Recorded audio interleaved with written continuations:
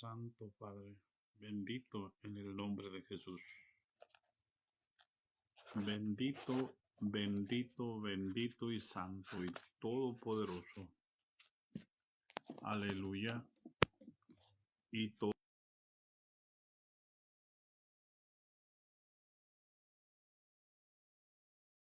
de Jesús. Gracias, Señor. Gracias. Gracias, Señor. Santo, santo, santo, santo. Aleluya. Aleluya. Aleluya. Aleluya. Poderoso, glorioso, Señor. En el nombre de Jesús. Gracias. Gracias, bendito. Gracias, glorioso Dios. Aleluya. Santo y todo glorioso y todopoderoso. Aleluya. Vamos a avanzar un poco más, hermanos. Bendito Dios, que la persona que me dijo que iba a estar allá, me dijo que iba a tratar de estar a las 8:30. A las 8:30 me da tiempo. Esperemos en Dios que alcance. Aleluya. Me da tiempo para transmitir. Así que aquí estamos, hermanos. El día de ayer estuvimos hablando de algo acerca de lo que Jesús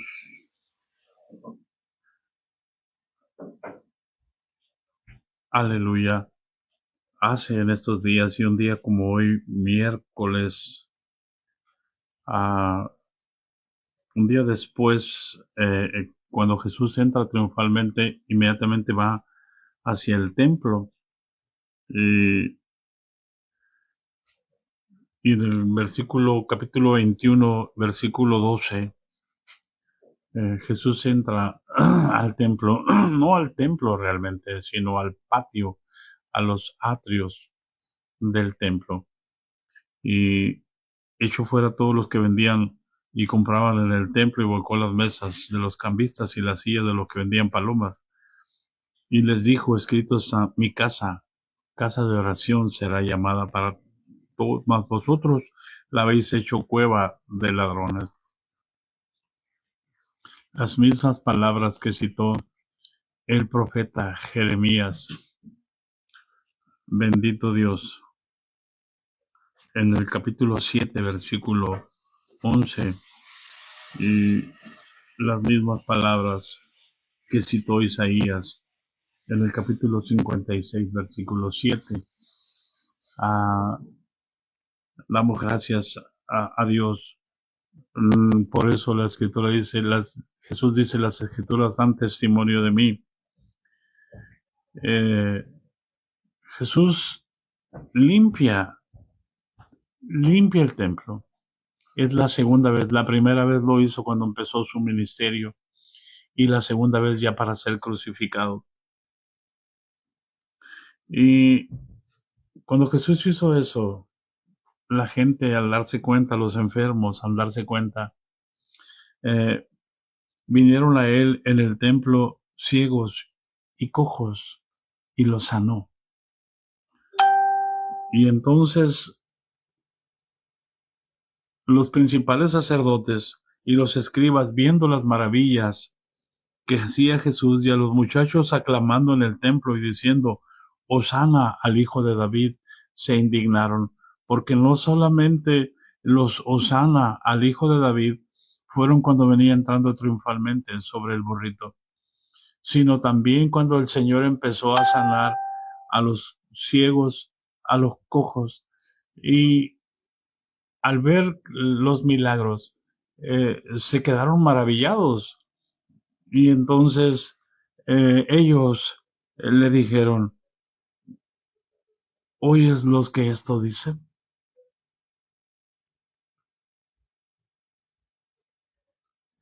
Y Jesús les dijo, sí, ¿nunca leísteis de la boca de los niños y de los que maman perfeccionaste la alabanza?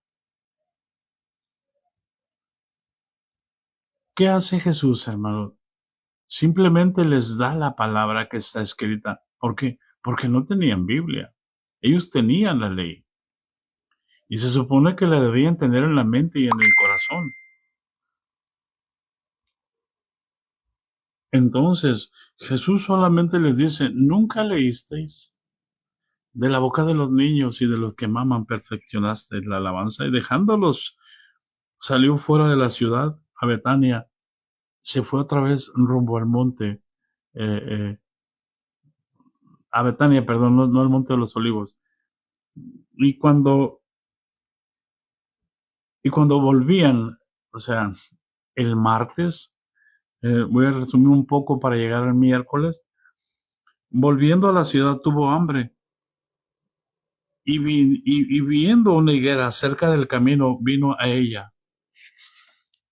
O sea, no estaba en el camino, se tuvo que salir del camino Jesús para venir a la higuera. ¿Por qué? Porque se refiere a Israel, hermanos. Israel se había salido del camino. Israel se había salido de la ley y había invalidado la ley, había dejado el pacto. Esa higuera tipifica al pueblo de Israel.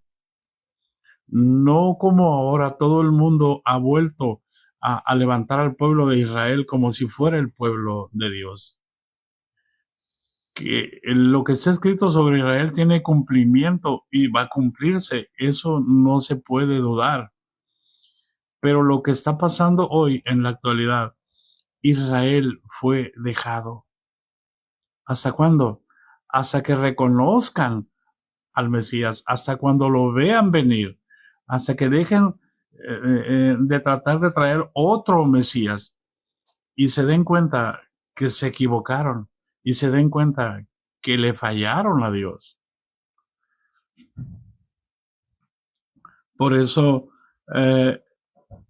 cuando Jesús fue a buscar a Israel, hermano.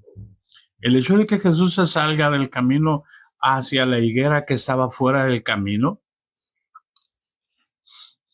no halló frutos, no halló nada en ella,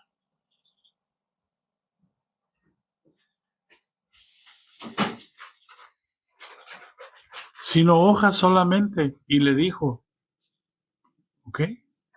Jamás nazca de ti fruto. Y se secó la higuera.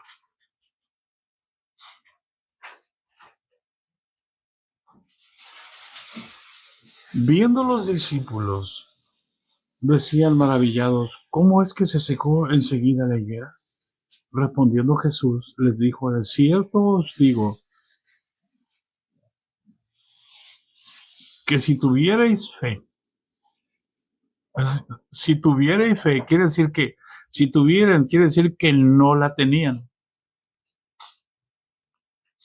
Y es tan sencillo entender que no tenían fe. ¿Por qué? Porque la fe es un fruto del Espíritu y aún no habían recibido el Espíritu Santo. ¿Qué caso tiene andar tratando de disertar de la fe de los discípulos si no tenían fe?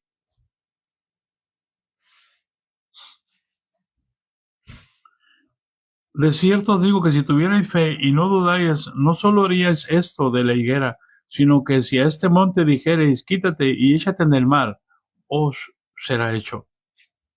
Y todo lo que pidiereis en oración, creyendo, lo recibiréis. Paz de Cristo.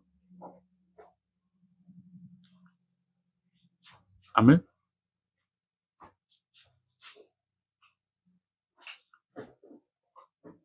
Y cuando vino al templo, los principales sacerdotes y los ancianos del pueblo se acercaron a él mientras enseñaba y le dijeron, ¿con qué autoridad haces estas cosas? ¿Y quién te dio esa autoridad? Porque ellos no la tenían, hermanos. Ellos solamente hablaban y decían, pero no hacían. Se esmeraban en decir dichos precisos, y preciosos y que la gente les dijera, oh, qué palabra. Querían impactar a la gente con palabras, pero no con hechos. Y la gente hoy, teniendo convención de oír, pues busca palabras. Y todo el mundo alaba. ¿Y qué palabra nos dieron? Y wow, y excelente. Sí, hermano, pero no nos cambia, pero no produce en nosotros. ¿Por qué? Porque no sale del espíritu, sino del afán de buscar una palabra. Le llaman ahora de oro.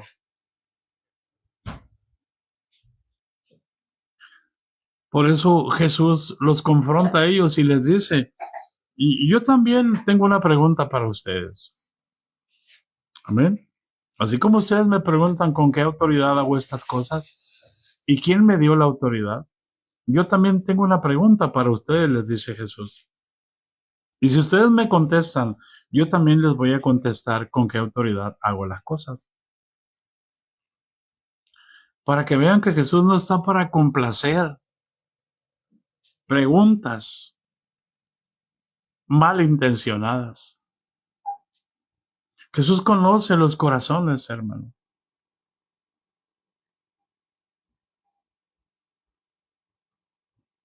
¿Cuál era el motivo para saber con qué autoridad Jesús hacía esas cosas? Jesús ya los había enseñado y les había dicho que no era, él no las hacía el Padre que estaba en él.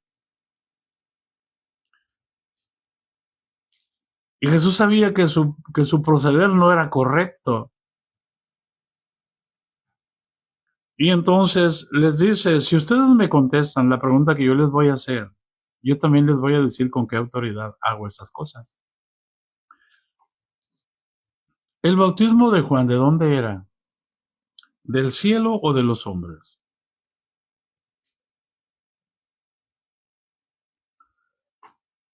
Ellos entonces discutían entre sí diciendo, si decimos del cielo dirá, ¿por qué no le creísteis? Y si decimos de los hombres, tememos al pueblo. Qué triste, hermano.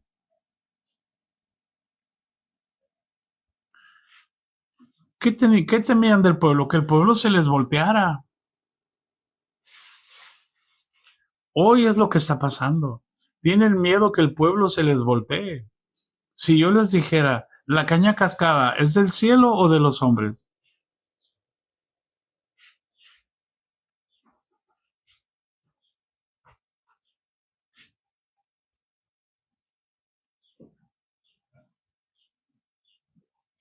¿Hay alguien en casa?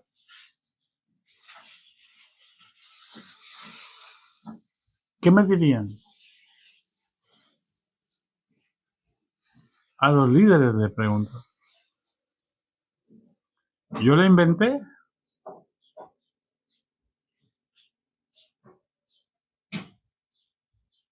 ¿A mí se me ocurrió? ¿O a mí se me dijo, en aquel día tú vas a cantar Mateo 12:20, que dice la caña cascada no quebrará, ni el pábilo que humea pagará hasta que saque a victoria el juicio? ¿Yo lo soñé? No.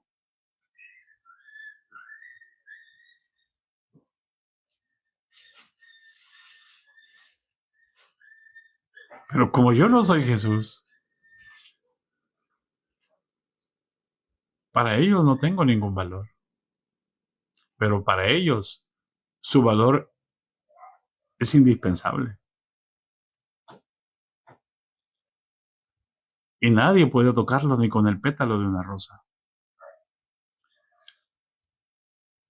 Y ellos le dijeron, tememos al pueblo porque Dios tiene a Juan por profeta. Y respondiendo a Jesús le dijeron, no sabemos. Y él también les dijo, tampoco yo os digo con qué autoridad hago esas cosas. Y vuelve a poner el ejemplo de Israel, hermanos.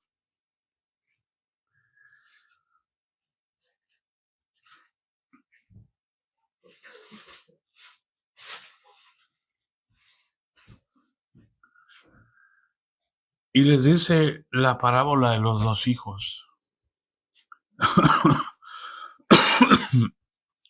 ¿Qué os parece? Empieza a hablar directamente de lo que va a acontecer, cómo Israel será dejado. Versículo 28. Un hombre tenía dos hijos y acercándose el primero le dijo: hijo, ve a trabajar, ve hoy a trabajar a mi viña. Respondiendo él dijo: no quiero, pero después arrepentido fue. Acercándose a otro le dijo de la misma manera al otro, y respondiendo le dijo: sí, señor, voy, y no fue. ¿Cuál de los dos hizo la voluntad de su padre? El primero, dijo. Jesús le dijo: de cierto os digo que los publicanos y las rameras van delante de vosotros al reino de Dios. Les está diciendo que los pecadores, que los publicanos, que las prostitutas van delante de ellos al reino de Dios, porque ellos sí hicieron la voluntad de Dios. Y los que tenían la ley, los que eran capacitados por una institución divina, ellos no. Y entonces les recuerda: porque vino a vosotros Juan el camino de justicia y no le creísteis, pero los publicanos y las rameras le creyeron, y vosotros viendo no os arrepentisteis después para creerlo. O sea, no les quiten el dedo del renglón acerca de Juan.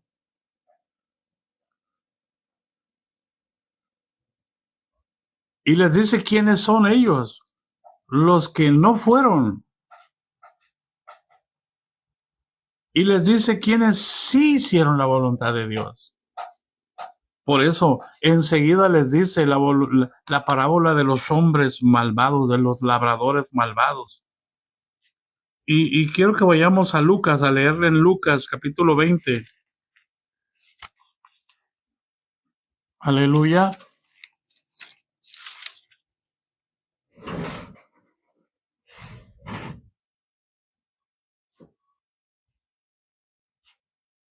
Fíjate. Y le dice: comenzó luego a decir al pueblo, Lucas 29, comenzó luego a decir al pueblo esta parábola: un hombre plantó una viña y la arrendó a los labradores y se ausentó por mucho tiempo. Está diciendo Jesús. Y a su tiempo envió un siervo a los labradores para que le diesen el fruto de la viña, pero los labradores le golpearon, le enviaron con las manos vacías. Volvió a enviar otro siervo, mas a este también, golpeando y afrentando, le enviaron con las manos vacías. Volvió a enviar al tercer siervo, mas ellos también a este echaron fuera herido. Entonces el señor de la viña dijo: ¿qué haré? Enviaré a mi hijo amado, quizás cuando le vean a él tendrán respeto. Mas los labradores al verle discutían entre sí diciendo: este es el heredero, venid matémosle y la heredad será nuestra. Y le echaron fuera de la viña y le mataron. ¿Qué pues hará el señor de la viña? Vendrá y destruirá a estos labradores y dará su viña a otros. Cuando oyeron, dijeron: Dios nos libre. Entendían que se refería perfectamente a ellos. En la nueva versión, Dios habla hoy y dice: eso jamás. Eso no va a pasar jamás. Dios no nos va a quitar a nosotros. Para eso Dios puso la institución. Para eso Dios estableció el judaísmo. Dios estableció el judaísmo, hermano, para anunciar la venida de Cristo, no para que se enseñorearan y se creyeran Cristos. Y entonces él mirándolos, él no se molestó, él no se enojó. Simplemente les dijo: ¿qué es lo que está escrito? La piedra que desecharon los edificadores ha venido a ser la cabeza del ángulo.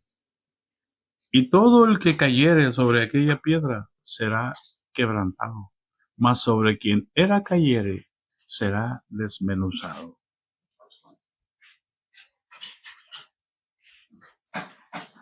Y empiezan las preguntas. empiezan a tentar a Jesús.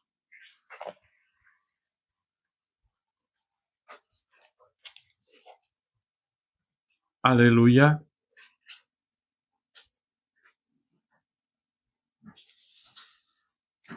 Y Jesús empieza a hablarle por parábolas. Empieza a tentarlo con el dinero si es lícito, porque querían matarlo ahí mismo después de que Jesús les dijo,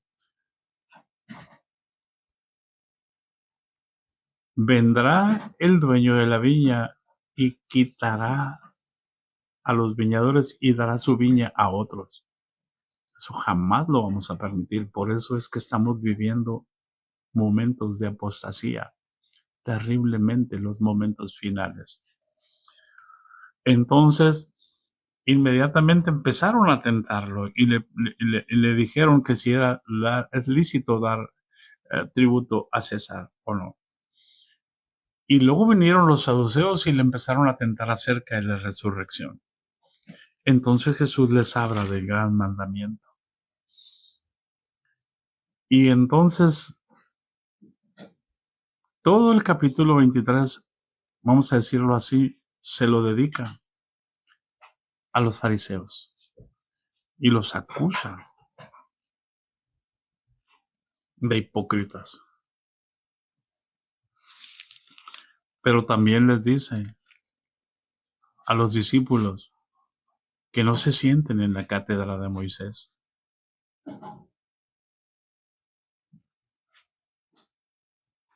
¿Por qué? Porque en la cátedra de Moisés se sientan los escribas y los fariseos. En la ley, no cumplen la ley, pero ellos exigen que los demás cumplan la ley. Esa es la cátedra de los fariseos. No saben tener misericordia, solamente saben exigir. Y usted va a hacer esto, y usted va a hacer esto, y usted va a hacer esto. Y la cátedra de Moisés sigue abierta. En la cátedra que pocos entran es en la cátedra de Jesús. Entonces, hermano, Jesús se lamenta otra vez de Jerusalén. No solamente fue una vez un lamento cuando entró. Después de que Jesús termina de acusar a los escribas y a los fariseos, les dice a los discípulos, serpientes, generación, a los fariseos les dice, serpientes, generación de víboras, ¿cómo escaparéis de la condenación del infierno? Y enseguida les dice, por tanto, he aquí yo os envío profetas y sabios y escribas, y de ellos a unos mataréis y crucificaréis, y a otros azotaréis. Está diciendo lo que iba a hacer en este tiempo. En vuestras sinagogas y los perseguiréis de ciudad en ciudad. ¿Para qué? Para que venga sobre vosotros toda la sangre justa que se ha derramado sobre la tierra, desde la sangre de Abel, el justo, hasta la sangre de Zacarías, hijo de Berequías, a quien matasteis entre el templo y el altar.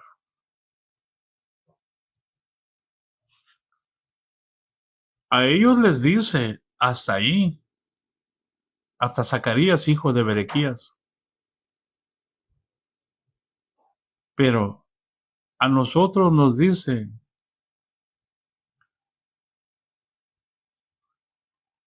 hasta la gran tribulación,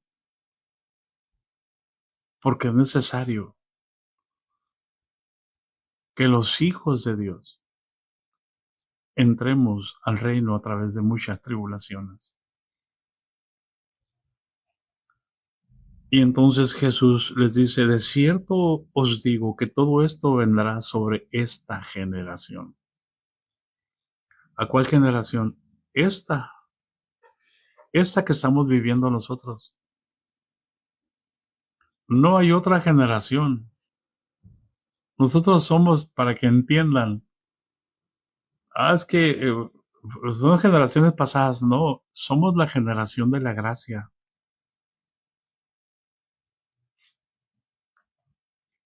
Nosotros somos esa generación a la que se refiere Jesús.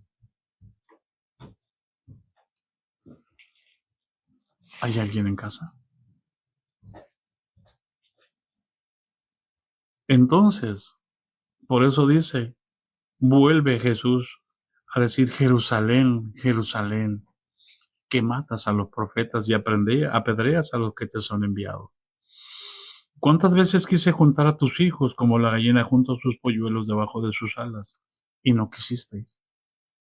Y aquí vuestra casa os será dejada desierta, porque os digo que desde ahora no me veréis hasta que digáis, bendito el que viene en el nombre del Señor. ¿Hay alguien en casa? ¿Queremos ver a Jesús? Somos la generación que va a ver el regreso de Jesús. Pero ¿dónde vas a estar? ¿Entre los que digan bendito el que viene en el nombre de Jesús?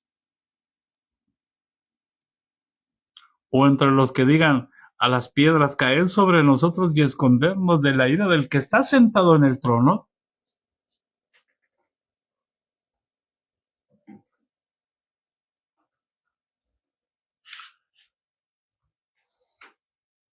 Porque os digo que desde ahora no me veréis hasta que digáis bendito el que viene en el nombre del Señor. Hosana en las alturas.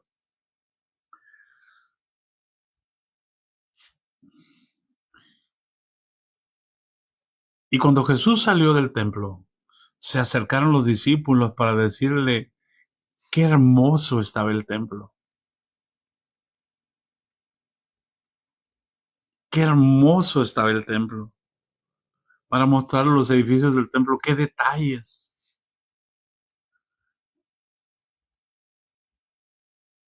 Y no entendemos que Jesús les dijo, ¿veis todo esto?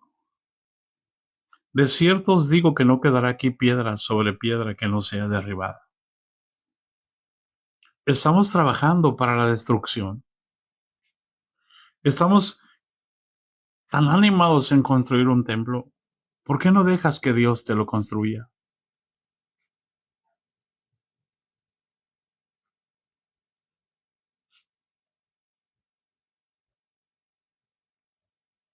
¿Acaso no tenemos un Dios que es todopoderoso? ¿Por qué no permites que Dios te lo haga?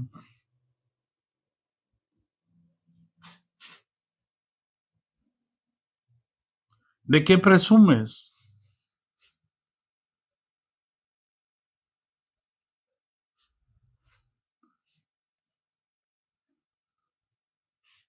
Él ya edificó un templo y ese templo eres tú. Ocúpate en que crezca Cristo en ti, no en que aprendas esquemas legalísticos y estrategias humanas para enseñorearte de la gente y demostrar que tienes autoridad y poder.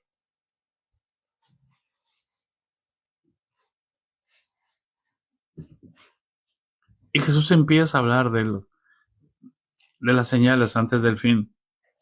¿Por qué? Porque Él ya se va a ir.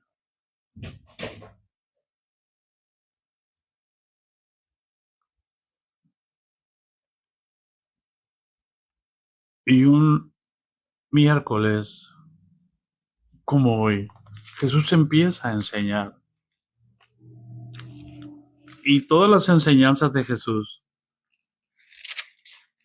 se vuelcan. Aquí Mateo y Lucas hablan de parábolas, pero Juan se enfatiza, hermano, en todo lo que Jesús les dice que va a acontecer.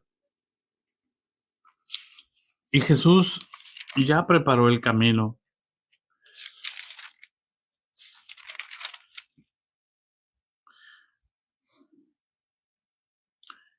Es tan intenso después de la Pascua lo que acontece. Es como, es como la conclusión del ministerio de Jesús, vaciándole Jesús a sus discípulos todo lo que acontece entre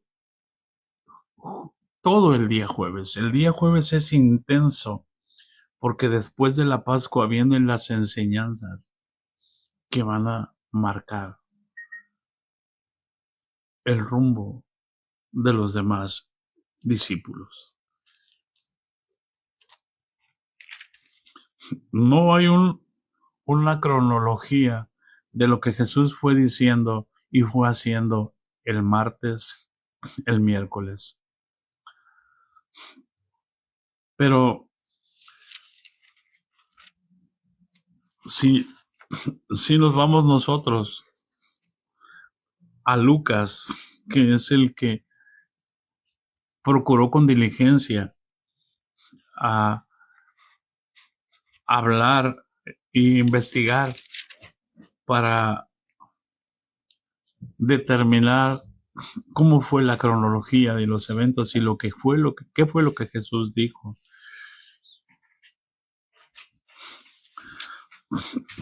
Después de que Jesús acusa a los escribas y a los fariseos, hermanos, estaba ahí en los patios del templo.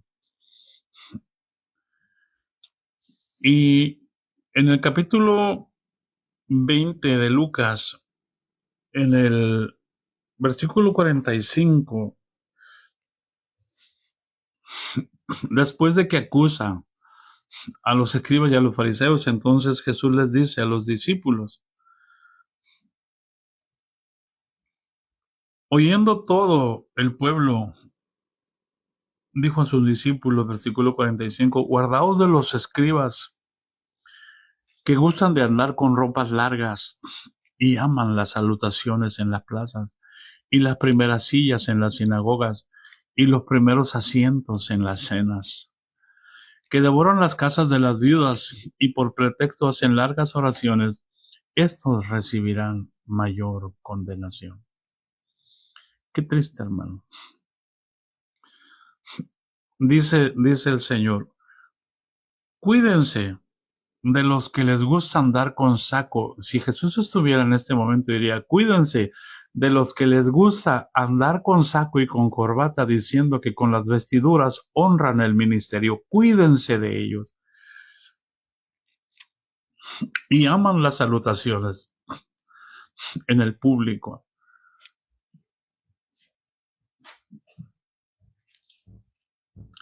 Pero no solamente aman las primeras sillas en las sinagogas. ¿Cuáles son las primeras sillas? Las que están en el altar.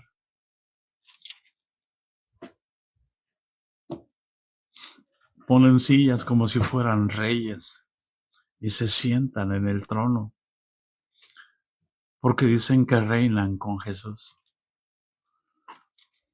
Pero en la práctica devoran las casas de las viudas. Y por pretexto hacen largas oraciones. ¿Para qué? Para que las viudas digan, qué atención de estos hombres. El móvil es la casa. Por eso, inmediatamente Jesús voltea en el capítulo 21, cuando está hablando de eso, para enseñarles la verdadera riqueza dónde está. Jesús voltea, dice el versículo 21, capítulo 21, versículo 1, levantando los ojos, vio a los ricos que llevan sus ofrendas en el arca de las ofrendas. ¿Por qué? Diciéndoles, cuídense de los fariseos, cuídense de los escribas, porque ellos les encanta vestirse como ricos. Les encanta andar luciendo las mejores galas.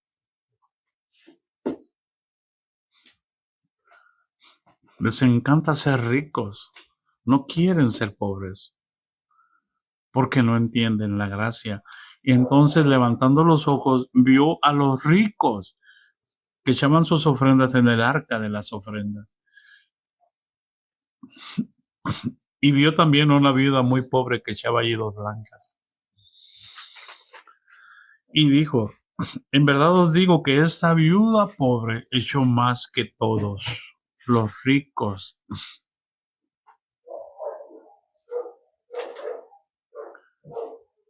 Vean la enseñanza de Jesús. Recuerdo a uno de mis pastores que decía, ¿por qué buscan peces flacos? ¿Por qué evangelizan peces puros charales? Pesquen peces gordos. Predíquenle a los ricos.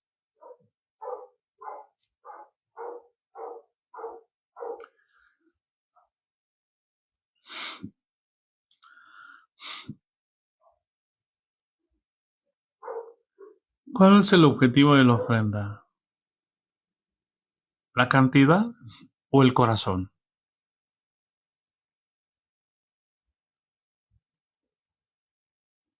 ¿Cuál es el objetivo de la ofrenda?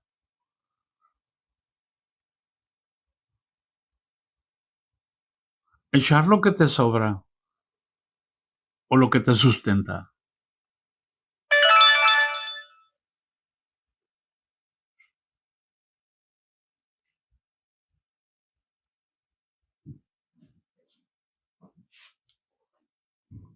Por eso vio también una viuda muy pobre que echaba ahí 2 blancas. Y dijo, en verdad os digo, que esta viuda pobre echó más que todos. Juntas todas las ofrendas de todos los ricos. Esa viuda pobre echó 2 blancas solamente. Y para él fue más grande la ofrenda de la viuda que la de todos los ricos juntos. ¿Qué es lo que mira Jesús? ¿La cantidad? ¿Por qué te tienen en buena estima en la iglesia? Porque tú das cantidades más grandes que los que no dan. ¿Y por qué los que no dan no los tienen en estima? No dan las mismas cantidades, no los tienen en estima en la iglesia.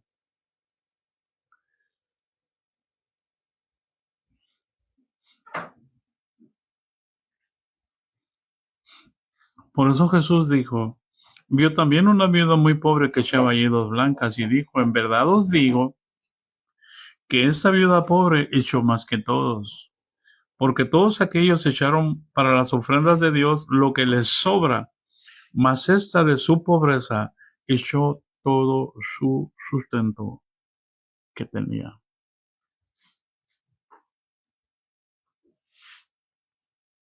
¿Hay alguien en casa? ¿Qué es lo que mira el Señor? ¿Por qué el Señor dijo que esa viuda pobre echó más que todos los ricos? Porque era todo lo que sustentaba. El deber cristiano no es dar más. Esa es la ambición cristiana disfrazada de Jesús.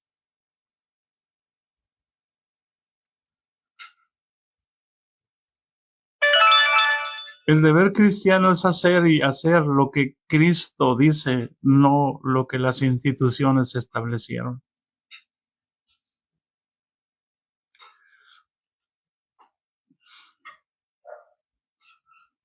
Por eso es que Jesús les habla para que no hagan lo mismo que los fariseos. Cuídense de la levadura de los fariseos y de los saduceos.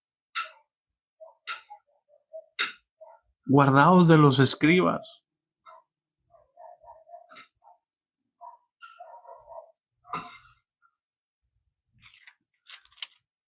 Y entonces, ¿por qué? ¿Por qué dicen que quieren tanto dinero? Porque quieren construir un templo. ¿Para qué? ¿Qué templo querían construir? Querían ser ricos. No quieren construir templos, quieren ser ricos.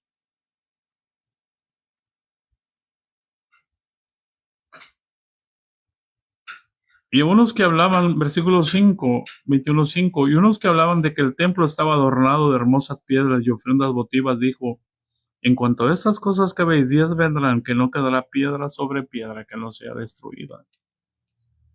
¿Cuál es el afán de construir megatemplos preciosos con altares enormes si no va a quedar piedra sobre piedra?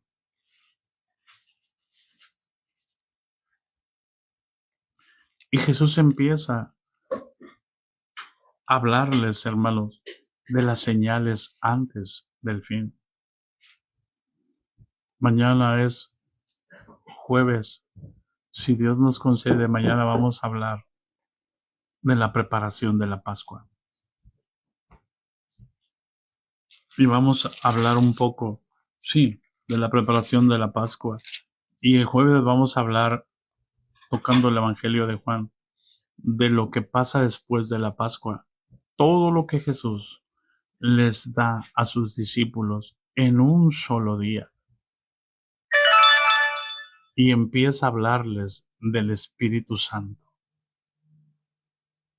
Si ustedes se fijan, Jesús no toca el tema del Espíritu Santo antes de la última Pascua.